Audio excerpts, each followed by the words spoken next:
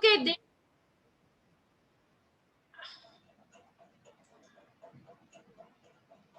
मैं प्रभु के दिन आत्मा में आ गया और अपने पीछे तुम्हारी तुरही का सा बड़ा शब्द ये कहते सुना, जो कुछ तुम देखता है उसे पुस्तक में लिखकर सातों कलीसियाओं के पास भेज दे, अर्थात इस इफिसोस और स्मुरना और पेरगमोस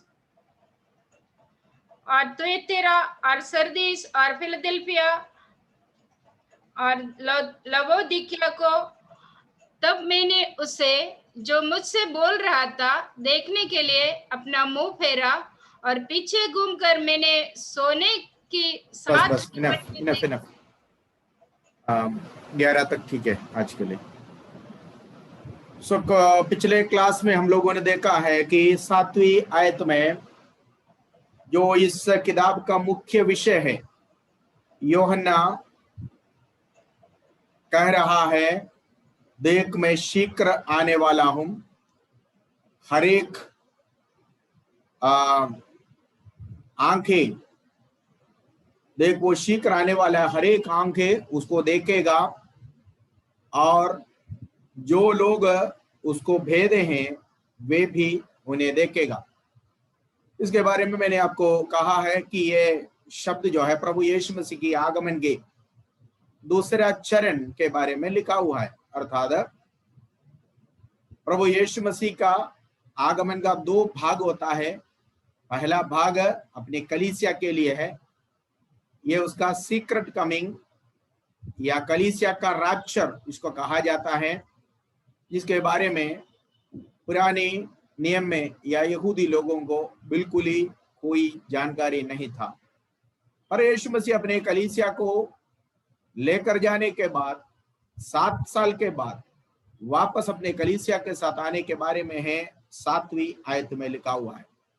उस घटना है, वही बात है जो इस किताब का मुख्य विषय, यीशु मसीह का रहस्य आगमन के बाद और उसके कुल्लम आगमन के बीच में इस संसार में होने वाला उन महा कार्य या उन महापीड़ाओं के बारे में है जो इस किताब में ज्यादातर कहा गया है। 8वीं आयत में जिसने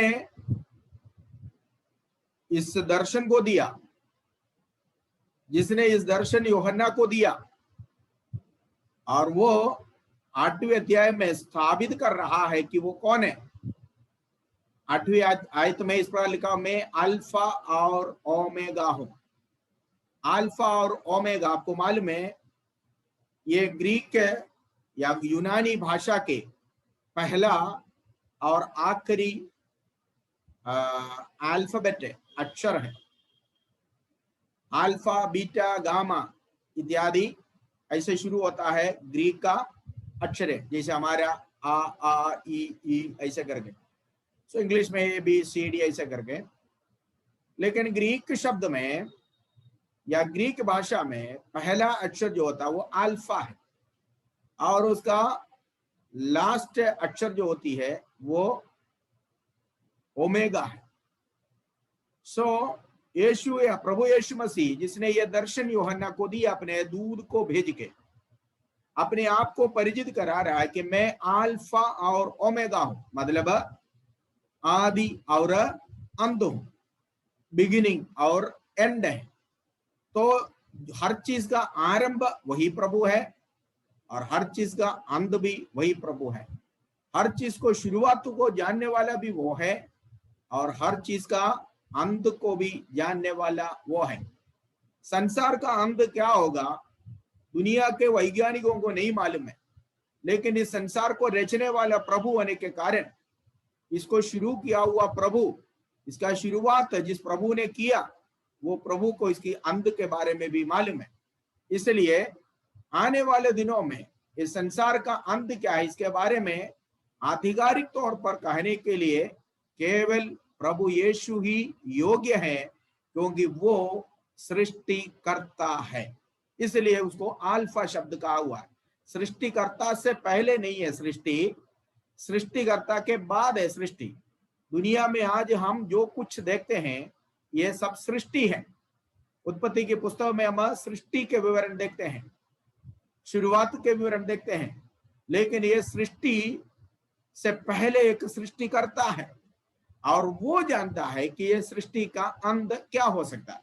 इसलिए यूहन्ना को ये सारे बातें जो भविष्य में प्रकट होने वाला है, ये सारे बातें कहने के बाद मैं क्यों कहता हूं ये, क्योंकि मुझे इसको कहने का अधिकार है। क्यों मुझे अधिकार है? क्योंकि मैंने इसको शुरुआत किया। मैं बिगिनिंग हूं, मैं आरंभ हूं, मैं शुरुआत हूं, मैं अल्फा हूं। इसलिए प्रभु यूहन्ना को ये बात कहता है कि मैं आदि भी हूं, अंत भी हूं। जिसने मैंने इसको आरंभ किया था इसका अंत भी मैं जानता हूं। ये सब कुछ मेरे द्वारा उत्पन्न हो गया।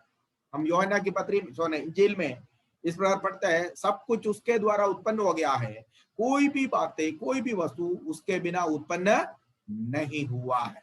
ठीक है, इब्रानियों की पत्री में भी प्रेरित पौलुस कहता है हर चीज उसके द्वारा और उसकी ओर से हुआ है। सब कुछ उसके द्वारा और उसकी ओर से हुआ। इसलिए ये नाम प्रभु यीशु मसीह के लिए बिल्कुल एप्ट है, बिल्कुल सूटेबल है, बिल्कुल पर्याप्त है। क्यों? क्योंकि वो अल्फा है। अल्फा का मतलब है बिगिनिंग ऑफ ऑल, हर चीज का शुरुआत वही है। आखिरी में फिर प्रभु कहता है कि मैं ओमेगा भी हूं। ओमेगा का मतलब सबसे लास्ट, सबसे आखिरी, उसके बाद कुछ भी नहीं है।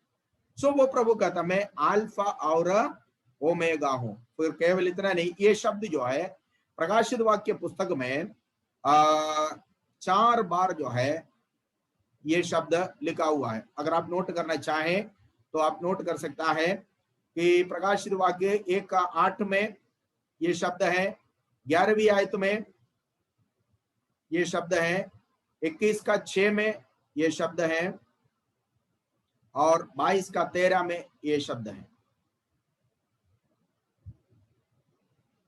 4 बार मैं अल्फा और ओमेगा हूं, अल्फा और ओमेगा हूं कर ये शब्द इस पुस्तक में इस्तेमाल किया हुआ है। ठीक है, देन इतना नहीं, फिर एक कदम आगे बढ़कर यूहन्ना को प्रभु यीशु मसीह परिचित करा रहा है कि मैं सर्वशक्तिमान हूं। सर्वशक्तिमान, ये सर्वशक्तिमान के लिए इस्तेमाल किया हुआ ग्रीक पद जो है वो है L Shaddai. L Shaddai, L Shaddai का मतलब है सर्वशक्तिमान। ये शब्द प्रभु ने जब अब्राहम से बातचीत किया था उस समय इस्तेमाल किया। उत्पत्ति की पुस्तक अगर आप पढ़े 17वें अध्याय में अब्राहम प्रभु से पूछता, प्रभु तूने मेरे को बहुत कुछ दिया, मेरे को आपने बहुत धन दिया, दौलत दिया, लेकिन मेरे एक औलाद नहीं दिया। क्या यह दमिश्की या दमिश्क के रहने वाला एलियाजर मेरे बाद मेरे सारे संपत्ति का वारिस बनेगा? तब प्रभु ने अब्राहम से कहा, अब्राहम मैं सर्वशक्तिमान परमेश्वर हूं। इसका मतलब है मैं एल शदाई, सर्वशक्तिमान। मतलब क्या है? अब्राहम लगभग 75 साल का उम्र हो गया था, साराई करीबन 60 साल की उम्र के थे, पर प्रभु ने अब्राहम को बोला तेरे ही खून में तेरी सारी संपत्ति का वारिस पैदा होगा। मैं दमिश्क के रहने वाला एलियाजर को नहीं बल्कि तेरे ही संतान को तेरी संपत्ति का वारिस बनाऊंगा। सो उस मतलब से प्रभु ने उसको कहा मैं सर्वशक्तिमान परमेश्वर हूं, मैं एल शदाई परमेश्वर हूं। सो उस एल शदाई के लिए यहां पर प्रकाशित वाक्य में सर्वशक्तिमान शब्द इस्तेमाल किया हुआ है। वो सर्वशक्तिमान है प्रभु, क्योंकि अब्राहम के जीवन में प्रभु ने इसको स्थापित कर दिया, प्रूफ कर दिया। अब्राहम के जीवन में जो असंभव था, जो असाध्य था, प्रभु ने उसको प्रूफ कर स्थापित कर साध्य कर दे दिया। जब अब्राहम के जीवन में उसको उस असाध्यों को साध्य कर दे दिया, तो परमेश्वर ने जो बात अब्राहम को कहा कि मैं सर्वशक्तिमान परमेश्वर हूं, या मैं एल शदाई परमेश्वर हूं, वो हकीकत में अब्राहम के जीवन में एल शदाई भी हुआ। आज रात मुझे सुनने वाले कोई भी भाई बहन किसी भी प्रति, किसी भी बातों के प्रति आप चिंता करते हैं या आप सोचते हैं कि कोई ये काम नहीं कर सकता, कोई मेरा ये काम नहीं कर पाएगा, ये बात तो किसी से संभव नहीं है। एक बात याद रखिए, सर्वशक्तिमान परमेश्वर आपके साथ है। आपके जीवन के असाध्यों को साध्य करने वाला एक एल शदाई परमेश्वर है हमारा प्रभु। वो अल्फा भी है, ओमेगा भी है, आदि भी है, अंत भी है, ठीक है, और वो सर्वशक्तिमान भी है। सो इसलिए अब्राहम के जीवन में जब अब्राहम ने उस परमेश्वर को सर्वशक्तिमान का स्वभाव या सर्वशक्तिमान का वो गुण अब्राहम अपने जीवन में परमेश्वर का सर्वशक्तिमान का गुण देखा है। सो यहाँ पर 8वीं आयत में ये भी शब्द हम देखते हैं कि प्रभु कहता है आने वाला जो था और जो है और जो आने वाला है, ठीक है, जो था, जो है और जो आने वाला है, सर्वशक्तिमान परमेश्वर इस प्रकार कहता है। तो प्रभु यीशु मसीह वो अल्फा है और ओमेगा। ये सब कहने के बाद यूहन्ना यूहन्ना को मिला हुआ इस दर्शन जब कलीसिया को देता है, यूहन्ना अपने बारे में यहां पर परिचित करता। यूहन्ना कहता मैं सबसे पहले, ये चिट्ठी एक कलीसिया, उन 7 कलीसियाओं के लिए लिख रहा है जो आसिया में था, ठीक है।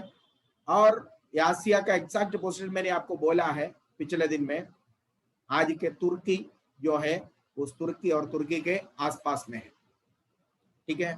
सो यूहन्ना उस समय का एक कलीसिया में, अर्थात एफेसुस की कलीसिया का पासवान होने के नाते इन कलीसियाओं को देने वाला ये संदेश परमेश्वर ने यूहन्ना को दिया है। और यूहन्ना अपने आप को इस प्रकार परिचित कर कह रहा है कि मैं तुम्हारी सहभागी और परमेश्वर के वचन और यीशु मसीह की गवाही और ये दोनों बातों के कारण मैं पत्मोस की टापू में क्या था, मैं पत्मोस की टापू में था।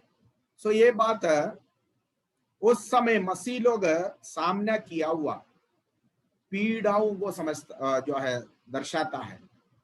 इससे पहले क्लास में मैंने आपको बताया था कि डोमिशियन ने जब AD 90 में यूहन्ना को एफेसुस की कलीसिया का पासवान था, उसको पकड़ के तड़ीपार के तौर पर पत्मोस नामक टापू में भेज दिया।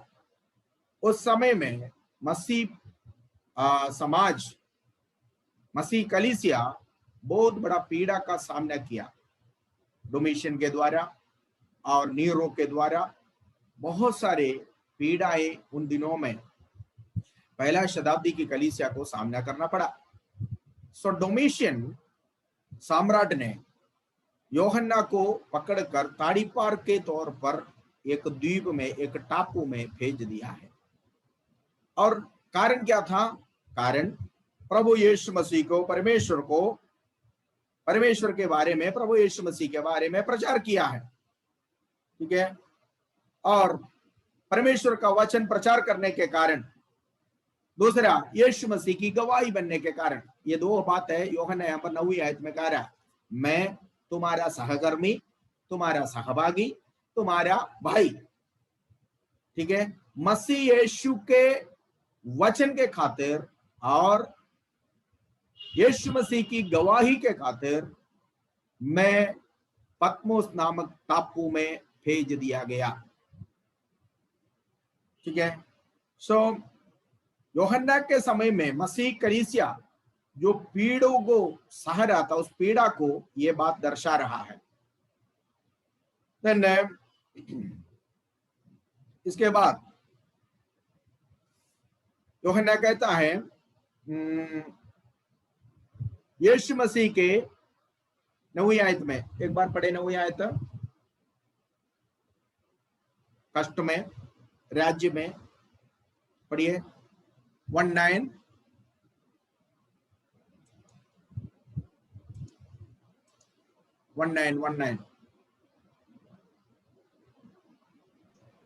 मैं यूहन्ना जो तुम्हारे भाई और यीशु के क्लेश और राज्य और धीरज में तुम्हारे सहभागी है। सुनिए सुनिए सुनिए, एक सच्चा विश्वासी की सहभागिता का मतलब क्या होता है? फेलोशिप, संगति। क्या क्या होता है? केवल खुशी में नहीं है सहभागिता। यूहन्ना कहता, मैं यूहन्ना तुम्हारा भाई यीशु मसीह के कष्ट में सहभागी था। ये कष्ट कौन सा कष्ट है? यीशु मसीह के खातिर बहुत बड़ा कष्ट उसने उठाया, बहुत कष्ट उठाया। आज लोग कलीसिया में क्यों आते हैं मालूम है? अपने कष्ट को खुशी में बदलने के लिए। मसीह के लिए कष्ट उठाना आज लोग तैयार नहीं होते, मसीह के लिए कष्ट सहना तैयार नहीं होते। पर यूहन्ना और तमाम प्रेरित लोग जो पहला शताब्दी के समय से लेकर प्रभु के वचन की घोषणा किया, वे सब बड़ी पीड़ा के द्वारा गुजरा। यही यूहन्ना का अंत क्या था मालूम है आपको? इस यूहन्ना को उबला हुआ तेल में डाला था।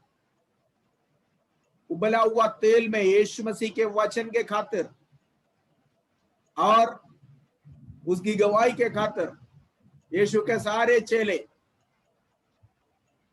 या तो तलवार से काटा गया, नहीं है तो पथरवाह किया गया। एक भी साधारण मौत नहीं पाया।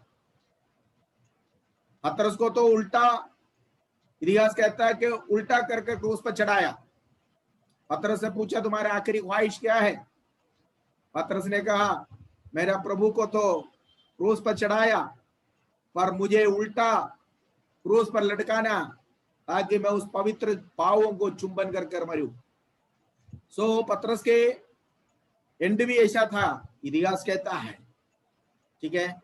सो हरेक यीशु के चेले कष्ट उठाया। तो मसीह जीवन कष्ट से भरा हुआ एक जीवन है, पर इस कष्ट के बीच में भी एक आनंद है, इस कष्ट के बीच में भी एक सुकून है, एक सुख है। क्या है? कष्ट के साथ हम नाश होने नहीं देंगे। प्रभु ने कहा, अगर तुम सहोगे तो मेरे साथ राज्य करेगा। सहने वाला उसके साथ राज्य करेगा। कष्ट सहना बुरी बात नहीं है मसीह के लिए। यही पतरस जब अपनी पत्री लिखा, पतरस कहता है, अगर मसीह होकर यदि तुम कष्ट सहता है तो तुम्हारा बड़ा प्रतिफल है। उसमें लज्जित नहीं होना। मसीह होकर अगर कष्ट उठाना, निंदा उठाना पड़ रहा है तो लज्जित नहीं होना। यूहन्ना अपने आप को परिचित करा रहा है, मैं तुम्हारा भाई, सहकर्मी, नंबर 1। पहले मैं यीशु मसीह के कष्ट में सहभागी हूं, यीशु के कष्ट में सहभागी। आज जब ये वचन हम सुन रहे हैं, क्या हम मसीह के खातिर कष्ट सहने के लिए तैयार है?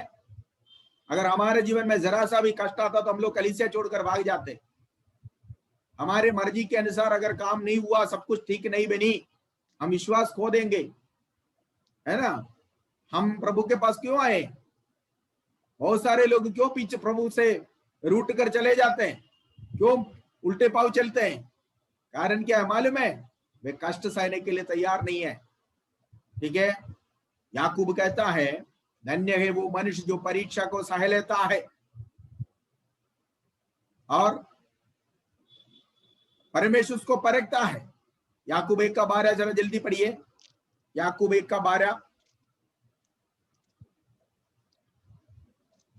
धन्य है वो मनुष्य जो परीक्षा में स्थिर रहता है, क्योंकि वो खरा निकलकर जीवन का वो मुकुट पाएगा जिसकी प्रतिज्ञा प्रभु ने अपने प्रेम करने वालों से की है।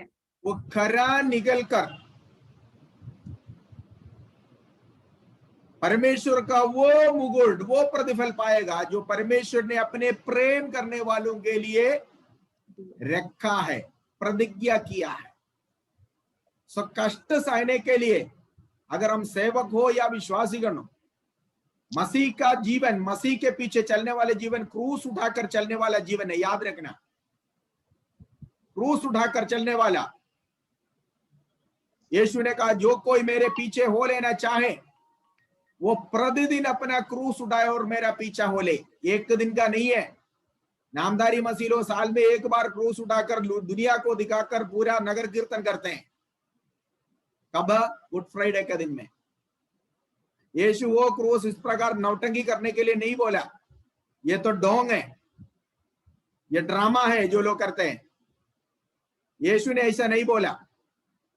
यीशु जब क्रूस उठाया उस समय थोड़ी देर के लिए कुरेना का शीमोन आकर उस क्रूस को अपना कंधा दिया, लेकिन ज्यादा आगे नहीं बढ़ पाया, छोड़कर भाग गया। यीशु ने कहा मेरे प्रति मत रो, तुम्हारे और तुम्हारे संतानों के प्रति रो। यीशु लिया हुआ क्रूस जो है वो केवल एक सिंबल है, एक चिन्ह है। यीशु सारे समस्त दुनिया का पापों का बोझ है क्रूस के रूप में जो उठा लिया। समस्त दुनिया का पापों का बोझ आप नहीं उठा सकता। यीशु ने बोला मेरे पीछे अगर होना चाहता है तो प्रतिदिन अपना क्रूस उठाए। ये क्रूस कष्ट को दर्शाता है। ये क्रूस जो है वो क्लेश को दर्शाता है। ये क्रूस निंदा को दर्शाता है। ये क्रूस अपमान को दर्शाता है। ये क्रूस जो है वो दर्द को दर्शाता है। प्रतिदिन क्रूस उठाने का मतलब है हमें मसीह के खातिर प्रतिदिन निंदा उठाना, प्रतिदिन अपमान सहना, प्रतिदिन कष्ट सहना, प्रतिदिन भूख सहना, प्रतिदिन हमें जो है निंदा और अपमान और दर्द सहना है, प्रतिदिन अपना क्रूस उठाना। एक दिन अगर हमारे पास थोड़ा सा कमी हो गया तो तुरंत हम पूछते प्रभु हम तेरा संतान है, हम सब कुछ छोड़कर तेरे पीछे हो लिया है, तो हमारे पास ये नहीं है वो नहीं है, हम कितना शिकायत करते हैं। कितने लोग हैं जो प्रभु के सन्मुख से छोड़कर चला गया, विश्वास जीवन खो दिया है, वापस चला गया। क्यों? जीवन में कठिनाई आया, क्लेश आया। भाइयों बहनों, हम यीशु मसीह के कष्ट में भी सहभागी है। यीशु के कष्ट में प्रथम हम सहभागी है, केवल आनंद में सहभागी नहीं है। इस कष्ट अगर हम सहेंगे तो एक मुकुट आपके लिए रखा हुआ है। कौन सा मुकुट है? प्रभु अपने प्रेम करने वालों के लिए देने वाला वो जीवन का मुकुट आपके लिए रखा हुआ है। तो सहने वाले को वो मिलेगा। ठीक है, इसलिए याकूब यीशु मसीह का सगे भाई है। याकूब ने कहा धन्य है वो मनुष्य जो परीक्षा को सह लेता और उसमें स्थिर रहता है। परीक्षा में हमें स्थिर रहना चाहिए। प्रेरित लोग यीशु मसीह के चेलों के जीवन में परीक्षा आया, वो स्थिर रहा। संसार में भले वो संसारिक गवर्नमेंट उसका गला काटा, किसी को उबला हुआ तेल में डाला, गाड़ी पार कर दिया, बहुत कुछ किया। ये शरीर से कुछ भी करने दो, पर बेखबर किया हुआ। आपको मालूम है स्टेफानस को पथरवाह किया है, और पौलुस को जो 14 पत्री नया नियम का लिखा है उसको जैसे लकड़ी काटता है ना, इसी तरह आरी से इसे काट कर उसका सुर को अलग किया। लेकिन एक दिन जब प्रभु अपने दासों के लिए, अपने प्रियजनों के लिए प्रतिफल देने के लिए बुलाएंगे ना, जिस रोमी गवर्नमेंट ने जिस शरीर से सिर अलग कर दिया उस शरीर में सिर होगा, और उस सिर में प्रभु जीवन का ताज मुकुट रखेगा। सिर नहीं है तो मुकुट नहीं रख सकता है ना। पौलुस कहता मैं अच्छी कुश्ती लड़ चुका हूं और मैं अपने दौड़ को पूरा किया हूं, अब मेरे लिए एक मुकुट रखा हुआ है। मेरे लिए, सिर्फ मेरे लिए नहीं बल्कि उनकी आगमन पर प्रतीक्षा करने वाला हर एक को उस दिन वो मुकुट मिलेगा। मुकुट तो सिर पर रखता है। रोमी गवर्नमेंट, संसार का गवर्नमेंट आपका शरीर को, आपका सिर को आपका शरीर से अलग कर सकता है, लेकिन जब प्रभु के सम्मुख में हम खड़े हो जाएंगे उस समय हमें हमारा सिर पर, हमारे शरीर पर सिर होगा और उस सिर पर प्रभु मुकुट रखेगा। तो मसीह के साथ हम लोग कष्ट में भी सहभागी है। कष्ट आते वक्त मसीह जीवन छोड़ना नहीं, क्लेश आते वक्त, परेशानी आते वक्त, कमी गटियां हम जीवन में आएंगे, हमें मसीह जीवन नहीं छोड़ना, हमें प्रभु को नहीं छोड़ना, बल्कि क्या करना, हियाव बांधना। इसलिए यीशु ने बार बार जाने से पहले अपने चेलों को हियाव देते हुए कहा, तुम्हारा मन व्याकुल ना हो, तुम्हारा मन कच्चा ना हो, तुम दुर्बल नहीं होना है, मुझ पर विश्वास करो, पिता पर भी विश्वास करो। ठीक है। सो मसीह जीवन प्रतिदिन क्रूस उठाकर चलने वाले एक जीवन है।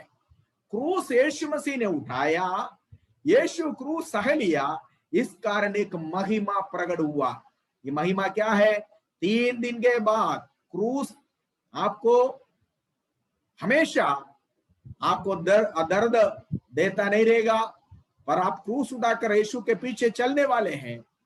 आपका जीवन रूपी क्रूस है जो उठाकर लेना है, प्रतिदिन उसको उठाकर चलना है, प्रतिदिन निंदा सहना है मसीह के खातिर, प्रतिदिन मसीह के खातिर दर्द सहना, प्रतिदिन मसीह के खातिर अपमान सहना, प्रतिदिन। पौलुस अपनी पत्रियों में कहता है, मैं मसीह के खातिर प्रतिदिन मारा जाता हूं, प्रतिदिन मैं मरता हूं और मैं अपने शरीर में उसका गर्म निशान,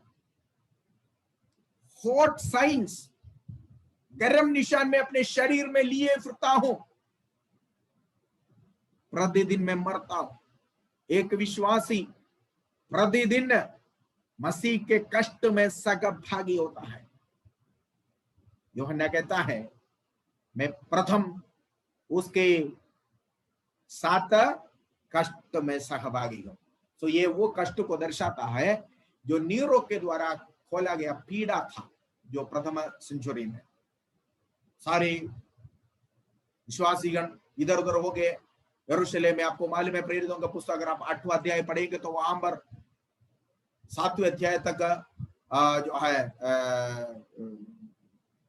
हम जब 8वां अध्याय में आता है, यरूशलेम की कलीसिया को एक बहुत बड़ा पीड़ा, स्तिफनुस के मृत्यु 7वें अध्याय में हम देखते हैं। स्तिफनुस को प्रभु यीशु मसीह के गवाही, प्रभु यीशु मसीह के खातिर पत्रवाह कर स्तिफनुस पहला शहीद, मसीह शहीद हुआ। उसके मृत्यु के बाद 8वें अध्याय में यरूशलेम की कलीसिया को एक बहुत बड़ा पीड़ा आया, सारे विश्वासीगण तितर-बितर हो गए। ठीक है। और तब से लेकर शुरू हो गया हुआ पीड़ा आज तक है, आज तक है। सो कलीसिया आज भी स्थिर है, प्रेज गॉड। कलीसिया आज भी स्थिर है, क्योंकि जैसे मैंने आपको कल में बताया, ये कलीसिया पत्रस पर नहीं बनाया, बल्कि प्रभु यीशु मसीह जो युगान युग का चट्टान है उस पर बनाने के कारण पीड़ा आया, नीरो आया और जो है डोमिशियन आया, बड़े बड़े सम्राट आए हैं। ठीक है। मसीह लोगों को नामो निशान मिटा देंगे कर उस धुन में निकला हुआ सबका नाम पृथ्वी में से, जीवितों को पृथ्वी में से मिटा दिया गया। कलीसिया आज भी जिंदा है, क्योंकि ये कलीसिया ईंट और पत्थरों से नहीं बनाया, इसका बनाने वाला मैं और आप नहीं है। यीशु ने कहा, मैं अपनी कलीसिया बनाऊंगा, हथौलों के फाटक उस पर प्रबल ना होंगे। यीशु इस कलीसिया को बनाने वाले होने के कारण ये इतना कड़ी पीड़ा के द्वारा गुजरने के बावजूद भी आज भी स्थिर है। अब आपने देखा होगा कल पाकिस्तान में, है ना, मसीह लड़कियों को, मसीहों के ऊपर कितना बड़ा अत्याचार हो रहा है, बहुत बड़ा चर्च जला रहा है, सब कुछ है। क्या जला सकता है? एक बिल्डिंग जला सकता है, असली कलीसिया नहीं जलेगा। असली कलीसिया आग में उगा हुआ है। जो आग में उगा हुआ है वो इस संसार की धूप में मूर्छा नहीं होगा। असली कलीसिया का उद्घाटन पवित्र आत्मा के आग के द्वारा हुआ। पवित्र आत्मा के आग में ये उगा पवित्र आत्मा की आग में ये जन्म लिया, पवित्र आत्मा की आग में ये कलीसिया, नया नियम की कलीसिया का स्थापना हुआ। प्रेरितों के पुस्तक 2 अध्याय में देखने वाले हर एक के आंखों में उन्हें यह देखने को मिला कि आग की फटी हुई जीभें सबको दिखाई पड़ा। ये आग में उगा हुआ है, ये आग में पैदा हुआ है, ये आग में उत्खाड़न किया गया है इसका, ये आग में स्थापना किया हुआ है। इसको कोई भी 4 लोगों को मार डालने से, 4 इमारतें आग को सौंपने से या इमारतों को आग लगाने से मसीह का कलीसिया दुनिया में से नहीं मिटेगा, क्योंकि इसका निर्माण करने वाला, इसका बनाने वाला, इसको हालेलुया आमीन, इसको बनाने वाला कोई मनुष्य नहीं है। ये किसी मनुष्य के युक्ति में नहीं उत्पन्न हो गया हुआ आइडिया है, ये प्रभु इसका बनाने वाला है। पवित्र आत्मा जीवित पत्रों के द्वारा ये पीड़ा के बीच में भी हजारों हजारों लोग प्रभु को ग्रहण करता है, हजारों हजारों लोग दुनिया में बपतिस्मा ले रहे हैं। इस पीड़ा के समय में भी हजारों हजारों लोग प्रभु यीशु मसीह को ग्रहण कर रहा है।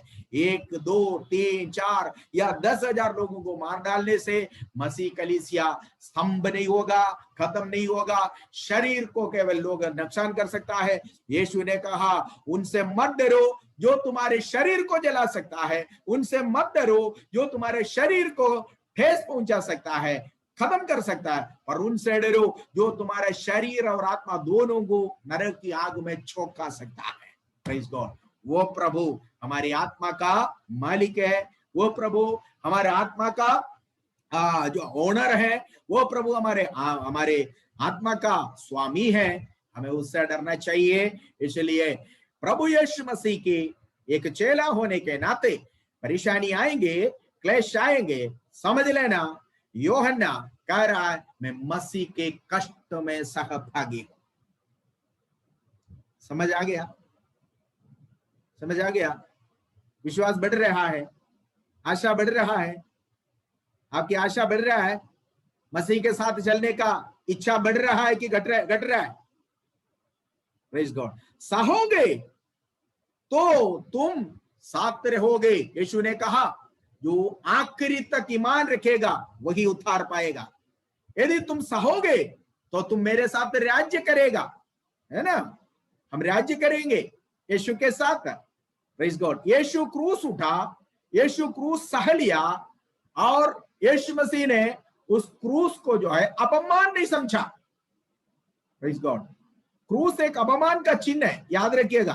क्रूस को गले में टांगने का जरूरत नहीं है, घर पे रखने का भी जरूरत नहीं है, क्योंकि क्रूस एक अपमान का चिन्ह है। ठीक है, यीशु अपमान सह लिया। आपको मालूम है क्रूस पर चढ़ाना यहूदियों का विधि नहीं था, यहूदियों का रिवाज नहीं था। यहूदियों का रिवाज ये था कि सबसे कठोर पाप किया हुआ व्यक्ति को पथरवाह करे। आपको मालूम है आखान, पुराने दिन में यहोशू के पुस्तक में पढ़ते हैं, आखान देशद्रोह किया, उनके वजह से सारे लोग फंस गए, उनको पथरवाह किया। पथरवाह किया।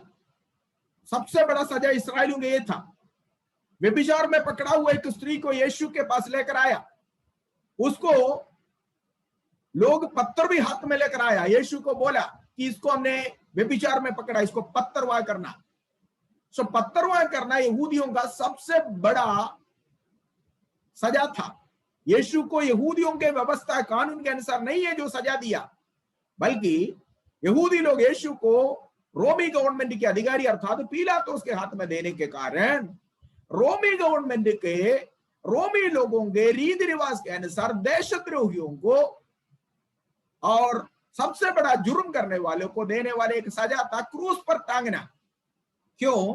क्योंकि रोमी लोग मानते थे कि पृथ्वी पवित्र है, वे पृथ्वी की आराधना करते थे। जैसे हमारे हिंदुस्तान में भी लोग हैं, धरती माँ कहते हैं, है ना, आके माँ। तो लोग कहते थे ये धरती जो है ये पवित्र है, इधर किसी का खून, कोई अपराधी का खून नहीं बहना चाहिए, खून नहीं गिरकर ये पृथ्वी अपवित्र या अशुद्ध नहीं होना चाहिए। तो इस कारण यहूदी लोग क्या करते, रोमी गवर्नमेंट क्या करते थे, रोमी लोगों का प्रथा, उनका रीति रिवाज ये था कि देशद्रोही जैसे बड़े जुर्म करने वाले को आसमान और पृथ्वी के बीच में लटकाया जाता था, ठीक है, ताकि उसका लहू इस पृथ्वी में ना गिरे, उसकी लहू गिरकर ये पृथ्वी अशुद्ध ना हो, इसलिए उनको क्रूस पर टांगा जाता था। क्योंकि एक व्यक्ति को जब क्रूस पर टांगते हैं उसका लहू बहता नहीं है। यीशु मसीह को लोग मारने के लिए बोला, यहूदियों के कानून था मारना, मारा। उसके बाद यहूदियों ने जबरदस्ती बोला उसको क्रूस पर चढ़ाओ, क्रूस पर चढ़ाओ, क्रूस पर चढ़ाओ। पिलातुस उसको यीशु मसीह को कोड़े लगवा कर छोड़ने के लिए तो तैयार था, पर ये यहूदी लोगों का जिद था कि उनको क्रूस पर चढ़ाओ। इसके बारे में कल पिछले क्लास में हमने पढ़ा। वही लोग है जो उनकी संतान है जो यीशु मसीह के आगमन में जकरिया नबी के पुस्तक 12वें अध्याय में जो हमने 14 अध्याय में जो हमने पढ़ा है कि वे एकलौते बेटे के प्रति जैसे रोते इसी प्रकार छाती पीट पीट कर यीशु को देकर रोएंगे। क्यों? क्योंकि इन्होंने कहा था कि उनको क्रूस पर चढ़ाओ, और वो क्रूस पर चढ़ा हुआ व्यक्ति असल में उनका मसीहा ही था, ये समझकर वे लोग छाती पीट पीट कर रोएंगे, ठीक है। तो यहूदियों के कहने पर पिलातुस ने, रोमी गवर्नमेंट के अधिकारी ने यीशु को क्रूस पर चढ़ाया, क्योंकि क्रूस पर चढ़ाना यहूदियों का प्रथा था, रोमियों का प्रथा था। यहूदी लोगों ने बोला उसको केवल मारने से नहीं होगा, आपके रीति रिवाज के अनुसार उसको क्रूस पर चढ़ाओ। यहूदी रोमी गवर्नमेंट, रोमी लोग एक मनुष्य को क्रूस पर चढ़ाने का मतलब यह था कि जब उसको क्रूस पर चढ़ाएगा तो इसका शरीर वल्चर, उकाब जैसे बड़े बड़े चिड़िया आकर नोच कर खा लेगा। उसका खून नीचे को बहने का कोई मतलब नहीं होता, खून पृथ्वी में गिरने का कोई मतलब नहीं होता, तो उसका खून भी ये वल्चर, ये चिड़ियाएं आकर खा लेगा, ठीक है। सो उसकी खून पृथ्वी में नहीं गिरेगा, ऐसा एक विश्वास उन लोगों के अंदर था। इस कारण वे लोग क्रूस पर चढ़ाए। सो क्रूस ऐसे लोगों को देने वाला सजा था जो देशद्रोही था, जो कठोर से कठोर पापी था। एक व्यक्ति क्रूस पर अगर चढ़ाया गया है तो वो सबसे अधिक घृणा, सबसे अधिक अपमानित समझा जाता है। तो यीशु मसीह को दिया हुआ मौत भी यशायाह नबी के पुस्तक 53 अध्याय में हम लोग पढ़ते हैं, दुष्टों के साथ उनको खबर दिया गया, लेकिन मृत्यु में वो धनवानों के संग था, लिखा हुआ। खबर तो दुष्टों के साथ दिया, सजा तो दुष्टों को दिया था, पर परमेश्वर ने उसको जिलाकर वो संपन्नों के साथ अर्थात धनवानों के साथ था उसकी मौत में। सो वो श्राप का चिन्ह है क्रूस। आज हम लोग सोचते हैं ये मसीहत का चिन्ह है, नो नेवर, गलत मत समझिएगा मुझे को। क्रूस जो है वो क्रिश्चियनिटी का या मसीह है आप, इसका चिन्ह नहीं है। ध्यान से सुनिएगा, क्योंकि वचन कहता है जो कोई खाट पर लटकाए जाता वो श्रापित है। पढ़िए गलातियों की पत्री 3 का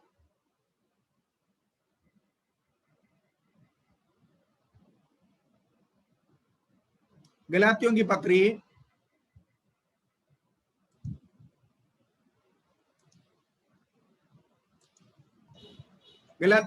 3 मैंने खोल दिया है। अब कोई भी जिसको भी मिलता है अपना ऑडियो खोलिए और पढ़िए। 3 का कौन सा? गलातियों की पत्री 3 अध्याय का। मसीह ने जो हमारे लिए शापित बना, हमें मोल लेकर व्यवस्था के हिसाब से छुड़ाया, क्योंकि लिखा है जो कोई काट पर लटकाया जाता है वह शापित। 7वीं आयत है ना? 13 ओके। यहां पर लिखा हुआ है कि जो कोई खाट पर लटकाया जाता है, खाट का मतलब होता है लक्कड़ पर लटकाया जाता है। क्रूस आपको मालूम है लक्कड़ से बनता है। ये व्यवस्था कहां पर लिखा हुआ है, किसने कहां लिखा हुआ है, इसके लिए आपको जाना पड़ेगा व्यवस्था विवरण की पुस्तक में। व्यवस्था विवरण की पुस्तक में उसके बारे में लिखा हुआ है, ठीक है। सो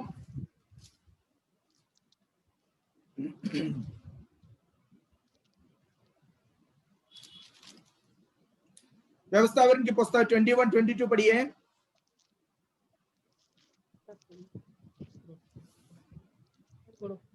व्यवस्था विवरण 21-22। फिर तब उस नगर के उस पुरुष उस पथराव करके मार डालें, यूं तो अपने मध्य में से ऐसी बुराई को दूर करना, तब सारे इज़राइल सुनकर भय खाएंगे। फिर यदि किसी से प्राण दंड के योग्य कोई पाप हुआ हो जिससे वह मार डाला जाए और तू उसके वश को वृक्ष पर लटका दे, तो वह शव रात को वृक्ष पर टंगा ना रहे, अवश्य उसी दिन उसे मिट्टी देना, क्योंकि जो लटकाया गया हो वह परमेश्वर की ओर से शापित ठहरता है। बस इसलिए जो देश इनफ जो लटकाया गया है वो परमेश्वर की ओर से श्रापित है। ठीक है, अब सुनिए, ये श्राप का चिन्ह है खाट। खाट का मतलब क्रूस, लकड़ से बनाया हुआ वो चीज।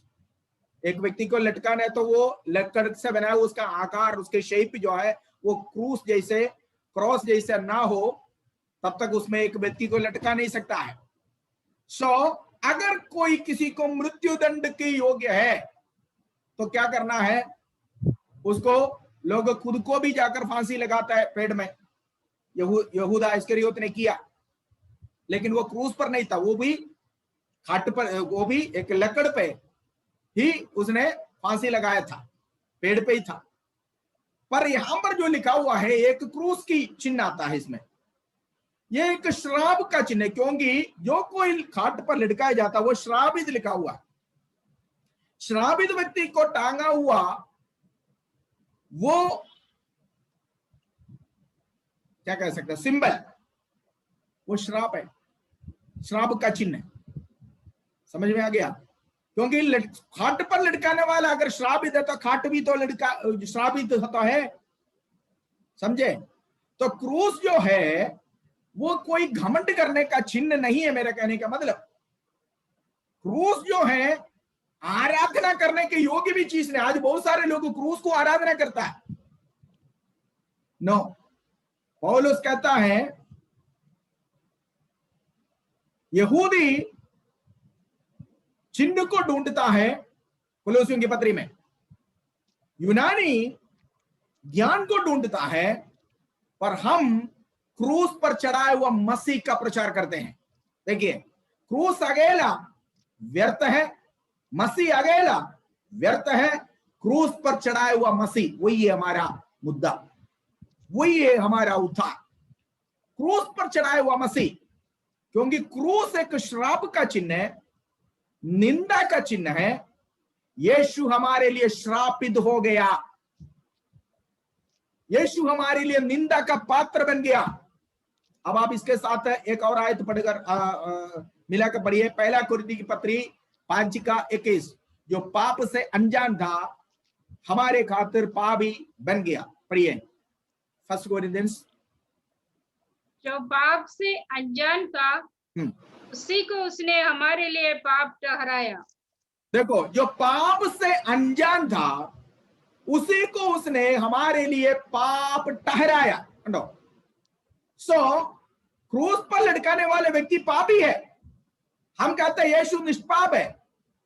जब यीशु निष्पाप है, यीशु को क्रूस पर लटका दिया तो यीशु को भी उस पापी का मृत्यु बना, वो हमारे खातिर पाप बन गया या पापी ठहराया गया।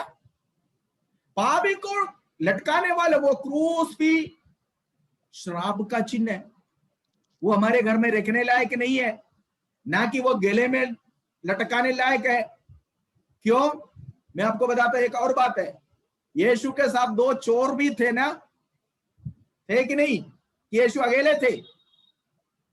उन चोरों को किसमें टांगा था? उन्हीं को तो, उनको भी क्रूस में ही तो टांगा था ना, है कि नहीं? है? यीशु के लेफ्ट में राइट में दो चोर भी तो थे, उनको भी वही क्रूस दिया था जो यीशु को दिया था। सो मतलब 3 अपराधी है। यीशु के लेफ्ट में और राइट में जो चोर थे, जो कुकर्म करते थे, और उनको दिया हुआ वही बराबर की सजा है यीशु को भी जो दिया। उनको दोनों को दिया हुआ वही क्रूस है यीशु को भी दिया। कि यीशु का क्रूस क्या सोने से था? बाकी दोनों का क्रूस लकड़ से बनाया हुआ, और यीशु का क्रूस क्या सोने से बनाया हुआ था? नहीं है ना, तीनों को क्रूस था।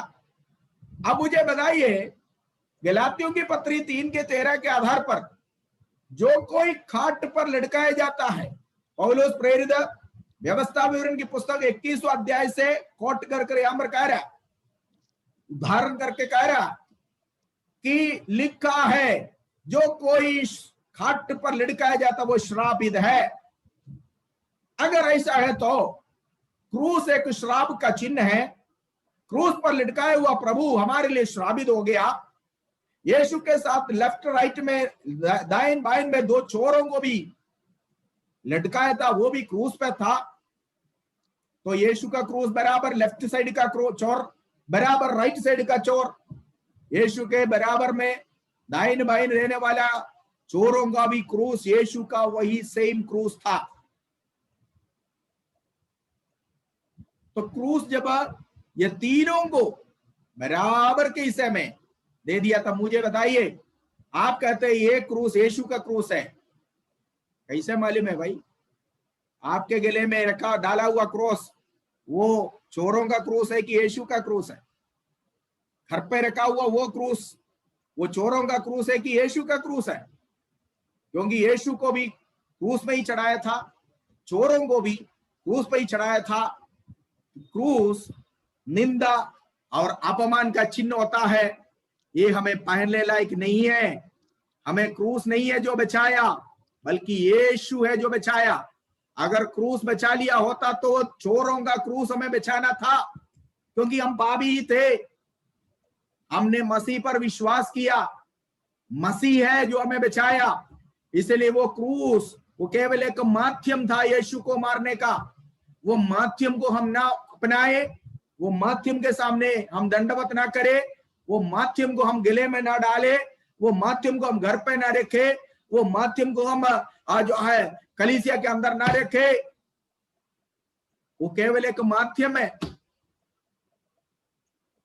तो क्रूस कष्ट को दर्शाता है, क्रूस दर्द को दर्शाता है, निंदा को दर्शाता है, अपमान को दर्शाता है। कौन चाहता है कि रोज मैं अपमान को लेकर चलूं? कौन चाहता है? कौन चाहता है? आप गले में टांगे हुए है, घर पे रखा हुआ है अपमान का चिन्ह। यीशु के मौत के कारण आपका अपमान मान में बदल गया। आप निंदा पात्र थे, आपको प्रभु ने मान पात्र में बदल दिया। सो हम लोग वापस आएंगे प्रकाशित वाक्य में, कष्ट का सहभागी। ठीक है। सो कष्ट जब आएंगे, हमें एक अच्छा मसीह का चिन्ह ये नहीं है कि उसके गले में एक क्रॉस है। एक अच्छा मसीह का चिन्ह पहचान ये नहीं है कि उसके घर में एक मोटा क्रूस रखा हुआ है। No, that is not. अच्छा मसीह का पहचान क्या है? कष्ट में भी मसीह के लिए प्राण देने के लिए, क्लेश में भी यीशु मसीह का निंदा सहने के लिए, यीशु के खातिर अपमान सहने के लिए, यीशु के खातिर गाली खाने के लिए, यीशु के खातिर निंदा और अपमान सहने के लिए जो तैयार है, वो है एक असली मसीह का पहचान, न कि हमारे गले में डाला हुआ क्रूस। क्रूस कभी भी हमें किसी को आज तक नहीं बचाया। क्रूस अगर बचाने वाले चिन्ह होता तो यीशु को बचाते, उन चोरों को बचाते। दोनों चोर लेफ्ट राइट में पड़े पड़े, एक ने यीशु का निंदा किया, एक ने यीशु को ग्रहण किया। यीशु से एक ने प्रार्थना किया, यीशु तू जब अपने राज्य में आएगा मुझे भी स्मरण करना। यीशु ने कहा, आज तुम मेरे साथ स्वर्ग लोक में वास करोगे। उस व्यक्ति को यीशु ने बचाया। जिस क्रूस में वो था, वो क्रूस ने नहीं बचाया। जिस क्रूस में यीशु था, वो क्रूस नहीं है उस व्यक्ति को बचाया, बल्कि नया नियम की कलीसिया के इतिहास में हम लिखे देखे, यीशु का क्रूस के मृत्यु के कारण पहला फल जो उत्पन्न हुआ, क्रूस की मृत्यु के द्वारा जो पहला संतान जो यीशु ने देखा, वो चोर था जो मरने से पहले, खुद का मरने से पहले और यीशु का मरने से पहले यीशु से अपनी गलती को मानकर स्वीकार कर यीशु को अपने जीवन के कदम होने से पहले ग्रहण किया हुआ वो व्यक्ति है यीशु मसीह के क्रूस की मृत्यु के कारण पाया हुआ यह पैदा हो गया हुआ पहला आत्मिक फल। Praise God. सो उसको भी जिस क्रूस पर उसको टांगा था वो क्रूस नहीं बचाया, न यीशु का क्रूस उसको बचाया, बल्कि उसको बचाया हुआ चीज प्रभु यीशु मसीह है, मसीह है। तो एक अच्छा मसीह कौन होता है? मसीह के कष्ट में सहभागी। वापस आएंगे हम लोग। यूहन्ना नंबर कहता है मैं मसीह के कष्ट में सहभागी और उसके राज्य में। कौन सा राज्य है? कौन सा राज्य है ये? यीशु मसीह के द्वितीय आगमन में यीशु मसीह इस पृथ्वी में स्थापित करने के लिए जाने वाला वो राज्य। इस राज्य के बारे में, परमेश्वर के राज्य के बारे में कई बार प्रभु यीशु मसीह ने कहा। हकीकत में यीशु मसीह का एक राज्य होगा, एक राज्य तो है उसका। वो राजा इसी पृथ्वी में वो राजाओं का राजा बनकर आएगा। दाऊद का, उसका मूल, यीशु मसीह का मूल पुरुष दाऊद का उत्तराधिकारी बनकर जिस सिंहासन पर दाऊद राजा बैठा था, उसी सिंहासन में दाऊद का पुत्र यीशु बैठेगा। क्योंकि यीशु मसीह का कई सारे नामों में एक नाम है दाऊद का संतान, है ना। दुष्टात्मा ने, शैतान ने यीशु को देखकर क्या बोला? हे सनातन परमेश्वर के पुत्र, दाऊद के संतान, दाऊद का पुत्र। बर्तिमाई जो अंधा था, अंधा भिखारी था, जो यरीहो में बैठकर, देखा तो है नहीं है, जिंदगी में कभी उसने नहीं देखा, सुना यीशु उधर से आ रहा है, उसने भी ये पुकारेगा, हे दाऊद के संतान, मुझ पर ग्रहण कर, मुझ पर दया कर। सो यीशु दाऊद का संतान है, तो दाऊद का सिंहासन में यीशु बैठेगा। और यूहन्ना कहता मैं उस दिन उस राज्य में मैं भी सहभागी हूं। Praise God. ठीक है। और वो राज्य जो यीशु मसीह अपने द्वितीय आगमन में स्थापित करने वाला है। ठीक है। और इसके अलावा तीसरी बात यूहन्ना कहता है, 9वीं आयत को पढ़िए, पहले प्रकाशित वाक्य का 9 फटाफट पढ़िए। और राज्य में, कष्ट में और राज्य में और धीरज में तुम्हारा धीरज में है। यहां पर ये शब्द सुनिए, धीरज जो शब्द है, पहला सहभागी हमारा कौन सा है? कष्ट में। कष्ट में सहभागी होने वाले लोगों को कहता है मैं उसका धीरज में भी सहभागी हूं। सो कष्ट में रहने वाले लोगों को धीरज रखना चाहिए। धीरज का मतलब क्या होता है? कष्ट सहने का वो योग्यता, कष्ट सहने का वो मन, कष्ट सहने का वो क्वालिटी, उसको कहता है धीरज। ठीक है। प्रकाशित वाक्य पुस्तक में ये शब्द 7 बार आता है, धीरज, धीरज, धीरज। आप पढ़िए 1:9 में हमने देखा है धीरज। 22:3 देखिए, प्रकाशित वाक्य 22:3, सॉरी 22 नहीं, 2 का है, 2 का 2 और 3 पढ़िए। प्रकाशित वाक्य 2 का 2 और 3। तेरे काम और तेरे परिश्रम और तेरे धीरज को जानता हूं। यहाँ पर देखिए, एफेसुस की कलीसिया से जब प्रभु बातचीत करता है, वो कलीसिया कष्ट के द्वारा गुजरने वाले कलीसिया है। कहता मैं तेरे कामों को जानता हूं, तेरे परिश्रम को जानता हूं और तेरे धीरज को भी मैं जानता हूं। धीरज, कष्ट में रहने वाला विश्वासियों को पहले कहा कि हम कष्ट में सहभागी है, हम कष्ट में, हम लोग का फेलोशिप है। हमारा फेलोशिप मसीह के साथ केवल आनंद के समय में नहीं है, सैलरी बढ़ते वक्त या फिर कोई अन्य शारीरिक आशीष में मिलते वक्त ओ प्रभु का धन्यवाद, प्रभु के साथ सहभागिता, संगति है, नहीं। कष्ट में भी हमारा संगति है। बीमारी आते वक्त, कष्ट आते वक्त, क्लेश आते वक्त, दर्द आते वक्त भी हमारा संगति प्रभु के साथ होना चाहिए। उस समय प्रभु से रूठना नहीं, पीछे नहीं हटना, प्रार्थना नहीं कम करना, वचन बाइबल स्टडी छोड़ना नहीं, उपवास नहीं छोड़ना, प्रार्थना नहीं छोड़ना। कष्ट में भी हमारा सहभागिता है प्रभु के साथ। पहला हिस्सा, पहला फेलोशिप, पहला संगति, पहला सहभागिता कष्ट में है। और इसी प्रकार कष्ट में मसीह के साथ सहभागी जो है उनको कहता है धीरज में भी सहभागी हो, धीरज, ठीक है। और कष्ट में रहने वालों को, लोगों को धीरज रखने के लिए 7 बार प्रकाशित वाक्य में, पुस्तक में कहा हुआ है। 2 का 2 और 3 हमने पढ़ा है। अब आप पढ़िए 3 का 10 पढ़िए।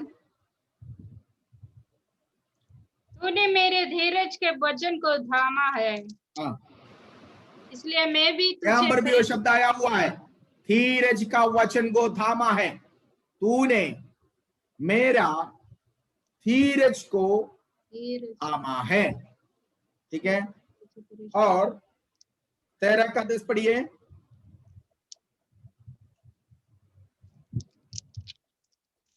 13 का 10 नोट करते जाना, जिसको जिसको मिलता फटाफट ऑडियो खोलिए, पढ़िए। टाइम कैद में पड़ना है वह कैद में पड़ेगा, जो तलवार से मारेगा अवश्य है कि वह तलवार से मारा जाएगा। पवित्र लोगों का धीरज और विश्वास इसी में है। देखिए यहां पर कृष्ण विरोधी के समय में आपको मालूम है 13वीं अध्याय में वो पशु का संख्या, पशु की अंग 666 प्रकट होने वाला है। पूरे मसीह के खातिर उस समय कलीसिया यहां पर नहीं है, यहूदी लोगों के समय होगा। यहूदी लोग अपने प्रभु यीशु मसीह को उस समय ग्रहण करेंगे, पर उस पशु को, कृष्ण विरोधी को, उस पशु की मूर्ति को जो दंडवत नहीं करेगा उसको महापीड़ा, बड़ा पीड़ा कृष्ण विरोधी के द्वारा सहना पड़ेगा। और उस समय में भी विश्वास के लिए, उस कड़ी पीड़ा के समय में अपने जाना हुआ उस विश्वास के लिए खड़े रहने वाले यहूदियों को, हम लोग उस समय इस धरती पर नहीं होगा, हम तो प्रभु के साथ स्वर्ग में होगा, पर छोड़ा हुआ मसीह लोग यहां पर होंगे, छूट गया हुआ मसीह लोग यहां पर होंगे। याद रखना, यीशु मसीह सेकंड ट्रिप में नहीं आएगा। वेटिंग लिस्ट में मेरा टिकट कंफर्म हो जाएगा कर कोई मत बैठना, ठीक है। मैं टिकट बुक किया हूं, अभी कंफर्मेशन नहीं मिला, लेकिन वेटिंग लिस्ट में है। भाई यीशु मसीह की गाड़ी में वेटिंग लिस्ट नहीं है, सेकंड ट्रिप में कोई नहीं जाएगा। फर्स्ट ट्रिप में जो गया गया, बाकी सब छोड़े हुए मसीह लोग होंगे। इसलिए यीशु ने कहा उन दिनों में बहुत सारे लोग बोलेंगे, मैं तुम्हारे नाम में, हमने तुम्हारे नाम से दुष्टात्मा निकाला, हमने तुम्हारे नाम से जो है बीमारों को ठीक किया, हमने तुम्हारे नाम से दान दे दिया, बहुत कुछ किया, भविष्यवाणी किया। मैं बोलूंगा मैं तुम्हें कभी नहीं जानता, हे अधर्म करने वालों मुझसे दूर हो जाओ, ठीक है। बहुत सारे लोग छूट जाएंगे, बहुत मसीह लोग जो अपने आप को मसीह कहते हैं, जो हर संडे को चर्च में जाते हैं, छूट जाएंगे। सच बात है। 15वां भजन संहिता जब हम पढ़ते हैं वहां पर इस प्रकार का सवाल है, हे परमेश्वर तेरे पवित्र पर्वत पर कौन बसने पाएगा। 24वां भजन में भी यही, दूसरे आयत में भजनकार ने यही सवाल किया है, who will dwell in thy house, हे प्रभु तेरे तंबू में कौन रहने पाएगा, कौन रहने पाएगा। बहुत सारे लोग वहां नहीं होंगे जिनको हम सोचते हैं कि बड़ा पवित्र व्यक्ति है, ये बहुत बड़ी पादरी है, ये बहुत अच्छा भक्त है, ये बहुत अच्छा जो है संत है कर हमने जिनको मार्क दिया, हमने जिनको बड़ी आदर सम्मान दिया, बड़ा पादरी समझा, बड़े चमत्कार करने वाले प्रभु के दाहिने हाथ पर विराजमान होकर कईयों को हमने सोचा वहां नहीं होंगे, नहीं होंगे। कई लोग जिनके बारे में हमने सोचा नहीं है वहां पर होंगे, वहां होंगे। यीशु मसीह का गुप्त चेले आज चाइना में, रशिया में आराधना का आजादी नहीं है। जैसे ये प्लेटफॉर्म है ना, ये भी वहां पर अलाउड नहीं है। लोग गुफा के अंदर चुप कर बैठे हुए प्रभु की आराधना करते। बहुत सारे सीक्रेट रहस्य विश्वासी गण है, जो अपने आप को पवित्र कर कर, दुनियादारी से अलग कर कर, दुनिया के मोहों से, भंगों से, रीति रिवाजों से अलग कर कर प्रभु के लिए एक पवित्र कुंवारी के नाई इंतजार करने वाला गुप्त विश्वासी लोग बहुत होंगे, जो आहाब के समय में, एलिया के समय में, प्रेज़ द लॉर्ड, गुफा के अंदर बाल के सामने घुटने न टेकने वाले 7,000 से अधिक भविष्यद्वक्ताओं को, जो 50-50 के हिसाब से जो गुप्त तरीके से रखा गया था, इसी तरह सीक्रेट डिसाइपल, जिसको हमने कभी सोचा ही नहीं कि ये मसीह है, जिसको हमने कभी सोचा नहीं कि ये विश्वासी है, जिसको हमने कभी देखा नहीं है, ऐसे लोग वहां पर होंगे। सेकंड ट्रिप नहीं होगा। वेटिंग लिस्ट कंफर्म करने के लिए मत बैठना। याद रखिएगा कि छोड़े हुए मसीह लोग भी उस समय पीड़ा में पड़ेंगे, उनके ऊपर भी विपत्ति आएगा। यहूदी लोगों पर 13वें अध्याय में हम पढ़ेंगे आगे, जब हम देखेंगे तब की बात है कि बड़ा कठिन पीड़ा आएगा। कृष्ण विरोधी एक मोहर लगा लेगा, 666 माथे में, हाथ के दाहिने हाथ पर, या जिस किसी के हाथों में ये 666 का छाप नहीं लगा, ये व्यक्ति को कोई लेन देन की परमिशन नहीं होगा, उसका हर काम उस नंबर से कंट्रोल किया जाएगा। जब कृष्ण विरोधी ये कानून लागू करेगा, इस्राएली लोग बोलेगा हम नहीं करेंगे। क्यों? क्योंकि व्यवस्था विवरण की पुस्तक में लिखा हुआ, तेरे बच्चों के ऊपर छाप नहीं लगाना। ध्यान से सुनिए, टाटू लगाने वाले सब सुनिएगा। आज बच्चे कलीसिया में आने हुए पादरी लोग, मैंने देखे एक पादरी का यहाँ टाटू लगाया हुआ है। शैतान की औलाद है ये, शैतान की एजेंट है। परमेश्वर का वचन में बड़ी स्पष्ट रूप से लिखा हुआ है, तुम्हारे बच्चों को तुम अग्नि प्रवेश नहीं कराना, आकाश रानी को धूप चढ़ाना नहीं है, तुम्हारे बच्चों को तुम आग में ऐसे घुमाना नहीं, तुम्हारे बच्चों को तुम्हारे शरीर पे कभी भी कहीं भी छाप नहीं लगाना। समझ में आ गया? यहूदी लोगों को बोलेगा 666 माथे पे और हाथों में लगे ना, वो बोलेगा नहीं, ये हमारे कानून के विरुद्ध है। कृष्ण विरोधी उसको तलवार से मारेगा। उस समय, उस बड़ी कठिन समय में, इस कठिनाई के समय में भी वो सच्चा वचन के प्रति धीरज के साथ रहने वाले लोगों के बारे में यहां पर लिखा हुआ। 13वें अध्याय का कौन सी आयत पढ़े थे हम लोग? 13 का 10 पढ़िए। जिसके कैद में पड़ना है वह कैद में पड़ेगा, जो तलवार से मारेगा अवश्य है कि वह तलवार से मारा जाएगा। पवित्र आगे धीरज पढ़िए। पवित्र लोगों का धीरज और विश्वास इसी में है। धीरज और विश्वास इसी में। इसी तरह की कष्ट में भी हमें धीरज रखना, क्योंकि मसीह के साथ हमें धीरज का भी सहभागिता है। यीशु मसीह के जीवन में जब वो कष्ट आया, गदसमने से लेकर कालवरी तक वो कष्ट सहा। गदसमने बाग में यीशु को पकड़ा, चेले सब भागे हैं, वहां से लेकर कालवरी तक यीशु कष्ट सहा, लेकिन मुंह कभी नहीं खोला, धीरज रखा। कष्ट में भी हमें प्रभु के लिए, प्रभु के खातिर धीरज का सहभागी होना है। एक आयत और पढ़ेंगे, 14 अध्याय का 12वीं आयत को पढ़िए। प्रकाशित वाक्य 14 का 12 पढ़िए।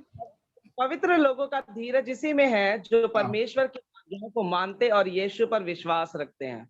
हाँ, ठीक है।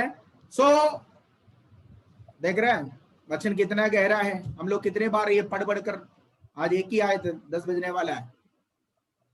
एक आयत है जो मैंने, 2 आयत में जो आज मैं आपको बताया हूं, इसमें बहुत ज्यादा गहराई है, बहुत ज्यादा। यहां पर यूहन्ना कहता मैं सहभागी हूं, ये सहभागी का मतलब क्या है? धीरज में मैं सहभागी हूं, यीशु मसीह का कष्ट में मैं सहभागी हूं, और राज्य में, उसके राज्य में आने वाला या द्वितीय आगमन में वो इस संसार में बनाने वाला उनके राज्य 1000 साल है। यीशु मसीह का वो राज्य जो यहां पर होने वाला है 1000 साल। यूहन्ना कहता है उस राज्य में मैं भी सहभागी हूं। प्रेरित पौलुस कोरिन्थियों की पत्री में लिखा, क्या तुम नहीं जानते हो कि हम दूतों को न्याय करेंगे? जब यीशु मसीह अपने सिंहासन में बैठेगा, हम उसके बगल में कुर्सी में बैठकर इस्राएल के 12 गोत्रों को हम न्याय करेंगे। पौलुस कहता है हम संसार का न्याय करेंगे। कब की बात है जो कह रहे हैं? ये वो 1000 साल के शासन में मेरा और आपका पोजीशन नहीं होगा।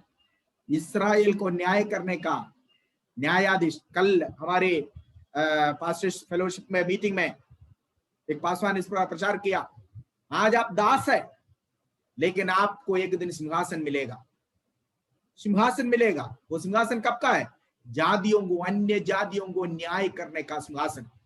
यशायाह नबी की पुस्तक जल्दी निकालिए, यशायाह नबी की पुस्तक 42 का दूसरी पहले आयत को फटाफट पढ़िए। यशायाह 42:1 जल्दी पढ़िए। वहां पर एक दास के बारे में लिखा हुआ है और कहता है वो जाति जाति को अपना न्याय चुकाएगा। दास, मेरे दास को देखो जिसे जिसे मैंने संभाले हूँ, मेरे चुने हुए को जिससे मेरा जी प्रसन्न है। मैंने उस पर अपना आत्मा रखा है, वह जाति जाति के लिए न्याय प्रकट करेगा। वो जाति जाति के लोगों के लिए न्याय प्रकट करेगा। ये कब होगा? ये जातियों को न्याय करने का काम यरूशलेम में यीशु मसीह दाऊद के सिंहासन में जब बैठेगा, उस समय समस्त जाति के ऊपर वो न्याय करेगा। सुलेमान राजा की ज्ञान सुनकर शेबा राज्ञी सुलेमान के पास आया था यरूशलेम में। इसी प्रकार यीशु मसीह की ओर से सलाह मशूरा के लिए, यीशु मसीह के पास न्याय के लिए दुनिया के जाति वहां पर इकट्ठे होंगे उस दिन। मेरा और आपका क्या रोल होगा? मैं और आप यीशु के साथ सिंहासनों में बैठकर राज्य करेगा। ठीक है। सो यहां पर पौलुस यूहन्ना यहां पर कहता है मैं सहभागी हूं। ये सहभागी का मतलब क्या है? ये सहभागी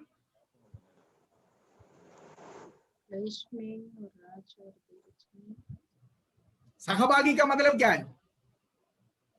पार्टनर है, पार्टनरशिप। फिलिपियों की पत्री 1:7 जल्दी पढ़िए। फिलिपियों की पत्री 1:7 वहां पर पौलुस एक इसी प्रकार एक पार्टनरशिप के बारे में कहता है। पढ़िए।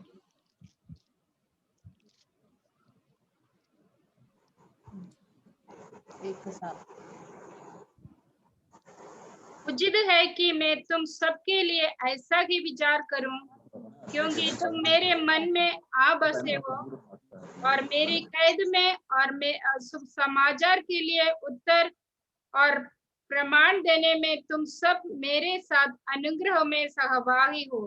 देखिए, अनुग्रह में सहभागी, ये सहभागी का रियल मीनिंग जो है वो पार्टनरशिप है। पार्टनरशिप,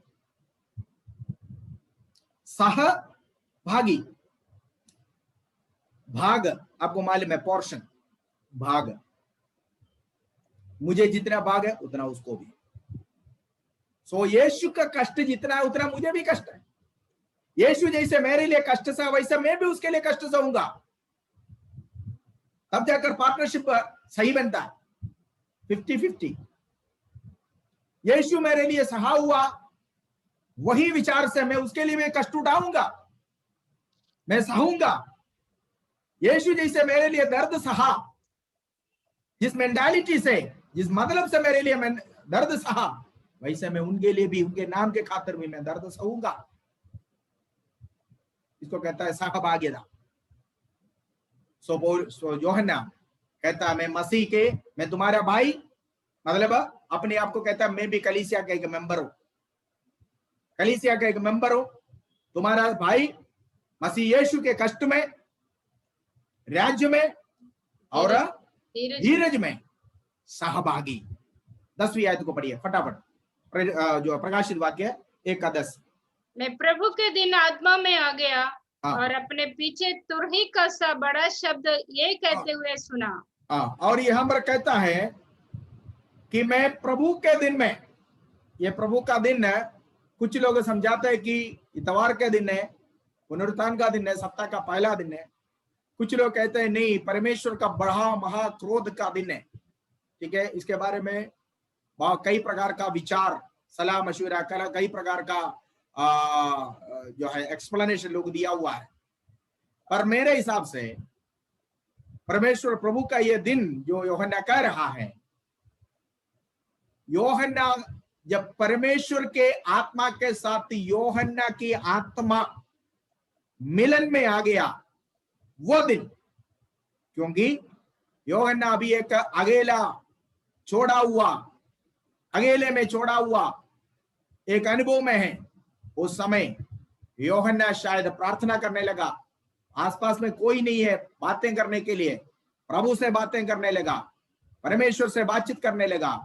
और जब उसकी आत्मा परमेश्वर की आत्मा के साथ मिल गया, उस दिन प्रभु का दिन, मतलब परमेश्वर उनके जीवन में उनके निराशा को हटाकर, दर्द को और डर को हटाकर उसको एक नई दर्शन उस दिन दिया। वो परमेश्वर का प्रभु की ओर से उनको दिया हुआ ये नई रोशनी, ये नया प्रकाशन, वो दिन परमेश्वर का दिन था, प्रभु का दिन था। और प्रभु का दिन में वो आत्मा में क्या हो गया है? प्रभु का दिन में आत्मा में आ गया, आत्मा में आ गया। आत्मा में आ गया तो इसका मतलब क्या है? आत्मा में भरकर, आत्मा के द्वारा कंट्रोल्ड होकर, आत्मा के द्वारा वो एकदम अपने आप, मतलब अपने में अपने का, अपने शरीर का या अपने स्वभाव का कुछ भी नहीं रहा, पूरी तरह आत्मा से कंट्रोल्ड होकर, आत्मा से भरकर उसने शरीर में रहते हुए भी स्वर्गीय अनुभव को पाया। प्रेरित पौलुस इस प्रकार एक अनुभव को पाया हुआ व्यक्ति है। पौलुस कहता है कुरिन्थियों की पत्री 13वीं अध्याय में, 14 साल पहले मैं एक मनुष्य को जानता हूं, वो तीसरा स्वर्ग तक उठा लिया गया। पौलुस के जीवन में भी ये प्रभु का दिन आ गया था। 14 साल पहले, पढ़िए उस आयत को, पढ़िए कुरिन्थियों की पत्री 13वीं अध्याय का, आई थिंक 2 कोरिन्थियंस।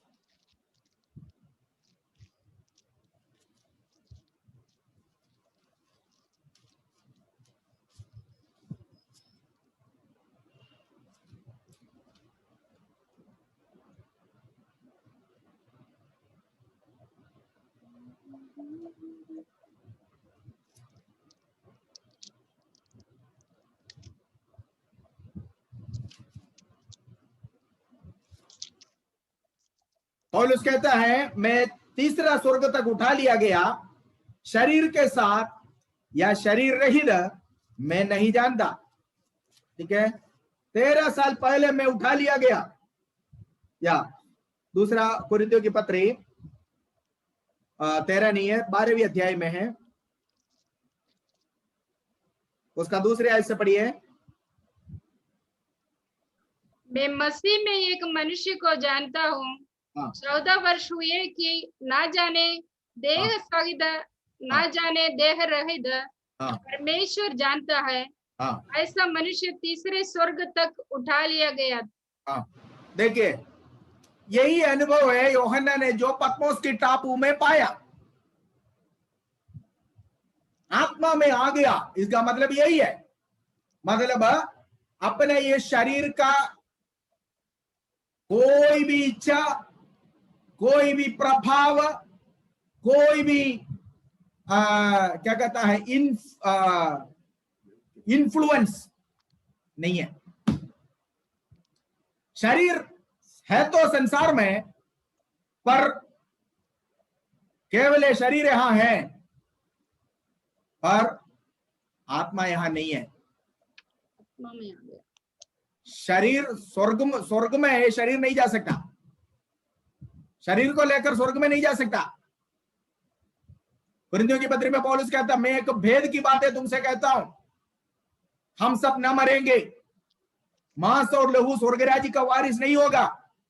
ये शरीर जितना भी खूबसूरत और जितना भी बदसूरत हो, जितना सुंदर, मोटा, तगड़ा, लंबा, छोटा, जैसे भी है, it has no place in heaven. स्वर्ग में इसका कोई मूल्य नहीं है, नहीं जाएगा। सुंदर हो, बदसूरत हो, इसको स्वर्ग में कोई काम नहीं है, नहीं जाएगा। ये ही टूटेगा, यही तोड़ेगा। अगर मरा नहीं है तो भी रूपांतर होकर पुनरुत्थान शरीर प्राप्त कर जाएगा यहां से, फिर भी ये शरीर नहीं जाएगा। इसलिए इस शरीर के प्रति ज्यादा चिंता मत करो, इसको ज्यादा डेंटिंग पेंटिंग मत करो। अभी ये कोरोना के समय में मास्क वगैरह बांध रहे, इस कारण बहुत मुझे पता है बहनें बड़े दुखी होता है, क्योंकि अपना मेकअप नहीं दिखा पा रहे, है ना। इसके बारे में चिंता मत करो। ये शरीर जो है ना, ये स्वर्ग में नहीं जाएगा, इसके प्रति ज्यादा चिंता मत करो। इसलिए यीशु ने कहा, इसलिए क्या खाए, क्या पिए, क्या पहने, इसके बारे में चिंता मत करो, तुम्हारे आत्मा के बारे में चिंता करो। स्वर्ग में जाने वाला हमारी आत्मा है, शरीर नहीं है, ठीक है। तो इसलिए शरीर यहां, आत्मा स्वर्ग में गया पौलुस का। पौलुस कहता है 14 साल पहले, ये पौलुस दमिश्क के फाटक के पास पकड़ा जाने के बाद सीधे वो अराबा मरुभूमि में गया, 3.5 साल अकेला प्रभु के सन्मुख में रहा। उस समय की अनुभव है जो कह रहा है, 14 साल पहले मैं एक मनुष्य को जानता हूं, वो तीसरा स्वर्ग तक उठा लिया गया, शरीर के साथ या शरीर रहित मैं नहीं जानता। इसको कहता स्वर्गीय अनुभव। ये अनुभव है जो प्रभु में यूहन्ना आया, प्रभु के दिन में मैं आत्मा में आ गया। एक व्यक्ति जब आत्मा में आ जाता है, ये अनुभव हो जाता है। और यही अनुभव है पेंतकोस्त के दिन में जो हुआ है, आत्मा में आ गया लोग, मतलब अंदर बाहर चारों तरफ आत्मा की सामर्थ, आत्मा अंदर आ गया, भरता गया भरता गया भरता गया। फिर क्या हो गया, फिर आत्मा का नदी में तैरने लगा। एक गिलास पानी, इसको अगर हम खाली एक बकेट में रखे और बकेट के अंदर, बाल्टी के अंदर अगर हम पानी भरते जाए, जब तक ये ग्लास के लेवल तक पानी आएगा तब तक ये हिलेगा नहीं। लेवल के बाद फिर आप पानी ऊपर से जाते रहोगे, डालते रहोगे, तो पानी ग्लास के अंदर आएगा। पहले ग्लास भरेगा, ग्लास भरने के बाद फिर आप डालते रहोगे, तो ये ग्लास हिलने लगेगा, मतलब झूमने लगेगा, उछलने लगेगा। यही है पवित्र आत्मा की सामर्थ। आत्मा में जब आ गया तो यही होता है। फिर इस ग्लास को पता नहीं है कि वो पानी में कि पानी की बाहर है, क्योंकि अभी उसको फ्लोटिंग कराने वाला, उसको नचाने वाला, उसको अभी जो है उसको हैंडल करने वाला वो सब्सटेंस जो होती है वो क्या है, पानी है, जो उसको ऊपर नीचे चारों तरफ। यही अनुभव था पेंतकोस्त के दिन में प्रेरितों के ऊपर, मरकुस के 18 में जो हुआ था। और वे सब के ऊपर, वे सब आत्मा में आ गया, ऊपर आत्मा आया, अंदर आत्मा आया, और चारों तरफ वे क्या पाया कि जहां भी देखे कि आत्मा की नदी बह रही है। जैसे एक घर में, एक टप में पानी भरा हुआ है, इसी तरह वे सब आत्मा में भर गए। और वे क्या किया है, जैसे आत्मा ने उन्हें सामर्थ दिया, उसके अनुसार, सामर्थ के अनुसार वे अन्य भाषा बोलने लगे। ठीक है, ये स्वर्ग का भाषा है। अन्य भाषा स्वर्ग का भाषा है, स्वर्गीय भाषा है। क्योंकि पौलुस कहता है अगर कोई अन्य भाषा में बातचीत करता है, वो अपने मित्रों से नहीं बल्कि परमेश्वर से बातें करता है। तो यहां पर पौलुस कहता है मैं 14 साल पहले तीसरा स्वर्ग तक उठा लिया गया, शरीर के साथ या शरीर रहित मैं नहीं जानता, इसका चिन्ह क्या था? वहां पर मैंने अनसुनी भाषा सुना हूं, स्वर्गीय भाषा सुना। तो इसका मतलब पौलुस शरीर में रहकर स्वर्ग में पहुंच गया, और स्वर्ग में जब उसके आत्मा पहुंचा, शरीर इधर ही है क्योंकि शरीर नहीं जा सकता, पर आत्मा में वो वहां तक गया। इसका मतलब क्या है? कोमा में चला गया, है ना। पौलुस आत्मिक जीवन में एक कोमा स्टेज में गया। यहाँ पर अस्पताल में काम करने वाले बहनें बैठे हो तो पता है, एक व्यक्ति जो बेहोश हो जाता है आईसीयू में या आपका वेंटिलेटर में जाने वाले एक व्यक्ति, उसको कुछ पता नहीं चलता है कि क्या होता है, केवल उस जिंदा है, उसकी आत्मा जिंदा है। इसी प्रकार यूहन्ना पत्मोस के टापू में एक ऐसा अनुभव पाया, उसका नतीजा ये था कि ये किताब 22 अध्यायों से भरा हुआ ये स्वर्गीय दर्शन की खजाना यूहन्ना को मिला है। आत्मा में आ गया, स्वर्गीय दर्शन पाया, स्वर्गीय आवाज सुना, स्वर्गीय दर्शनों का खजाना उसके सामने खोला। Praise God. और यही अनुभव प्रेरित पौलुस ने भी पाया था। पौलुस कहता, मैं तीसरा स्वर्ग तक उठा लिया गया। स्वर्ग भी कई है, इसलिए यीशु ने कहा कि मेरे पिता के भवन में बहुत से रहने का स्थान है। पहला स्वर्ग, दूसरा स्वर्ग, तीसरा स्वर्ग। पौलुस कहता, मैं तीसरा स्वर्ग तक उठा लिया गया। वहां पर मैं अनजाने भाषा सुना, अनसुनी भाषा सुना, जो इससे पहले मैंने कभी नहीं सुना था। स्वर्गीय भाषा, स्वर्गीय भाषा। आपको अगर एक देश का भाषा सुनने के लिए क्या करना होगा? उस देश में जाना होगा, नहीं तो उस देश के लोगों से आपको बातचीत करना पड़ेगा, है ना। तो पौलुस अगर स्वर्गीय भाषा सुना तो इसका मतलब आत्मा में पौलुस स्वर्ग में पहुंच गया। यही बात हुआ यूहन्ना के साथ भी। यूहन्ना भी आत्मा में स्वर्ग में पहुंच गया। जब वो आत्मा में स्वर्ग में पहुंच गया, तब उसने सुना, जाना, वो सारे बातें लिखकर एक किताब के रूप में कलीसियाओं को भेज दिया है। वो बातें हैं यहाँ पर 10वीं आयत में लिखा, मैं प्रभु के दिन आत्मा में आ गया। मैं प्रभु का दिन आत्मा में आ गया।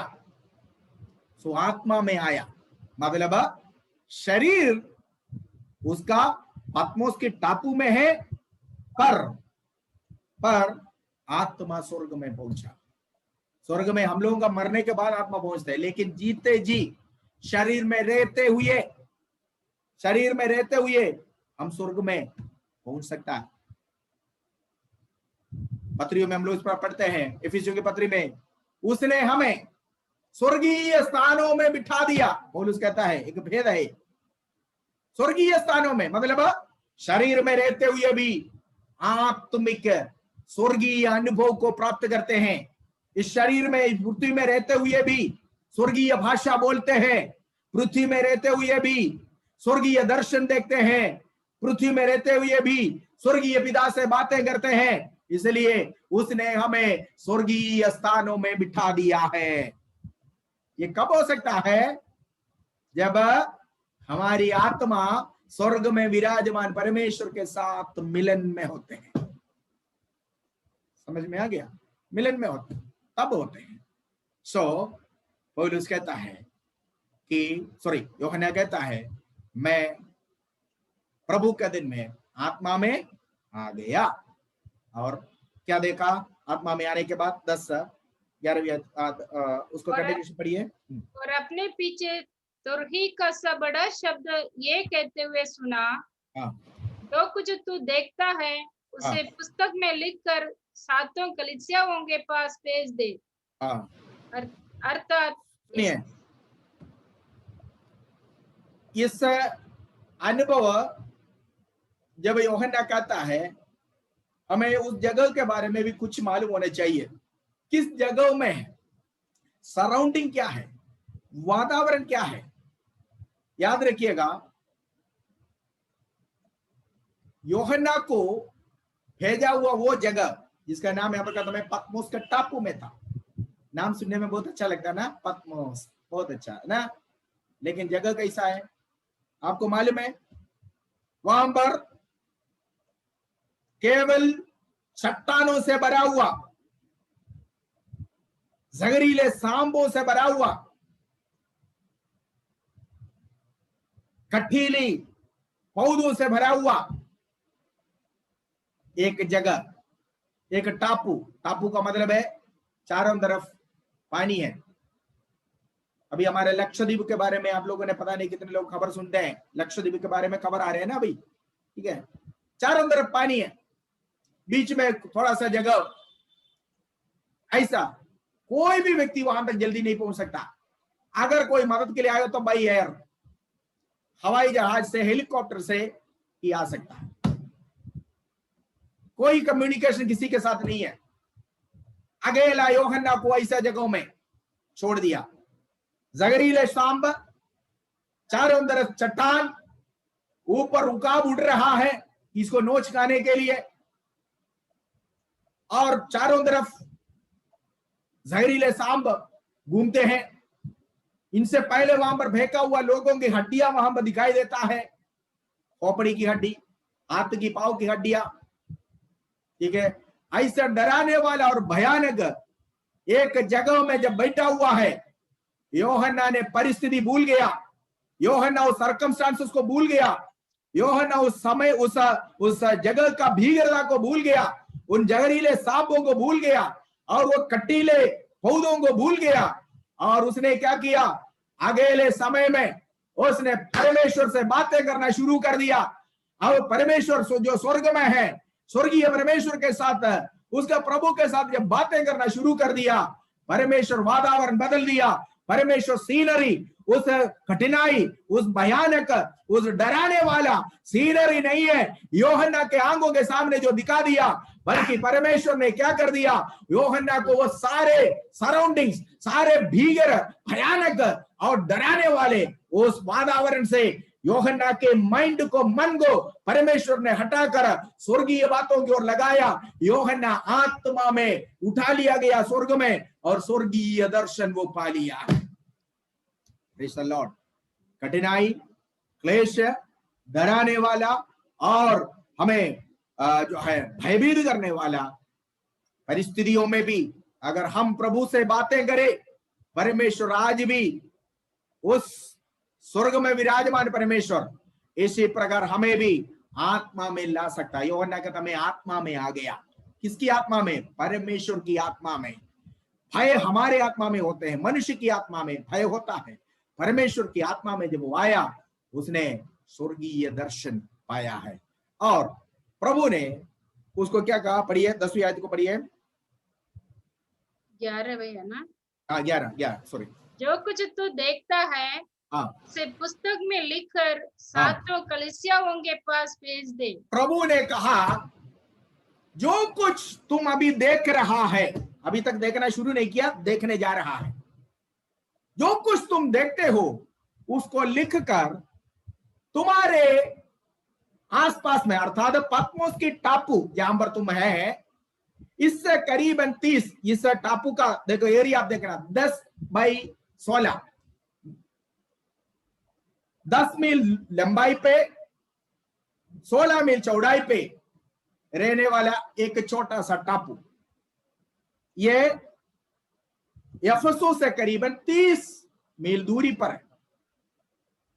और यूहन्ना इस टापू से 30 मील दूरी पर रहने वाला एक कलीसिया का पासवान था, और आज वो इस टापू में वचन के खातिर, मसीह के गवाही के खातिर, परमेश्वर के वचन के खातिर इस टापू में आ गया।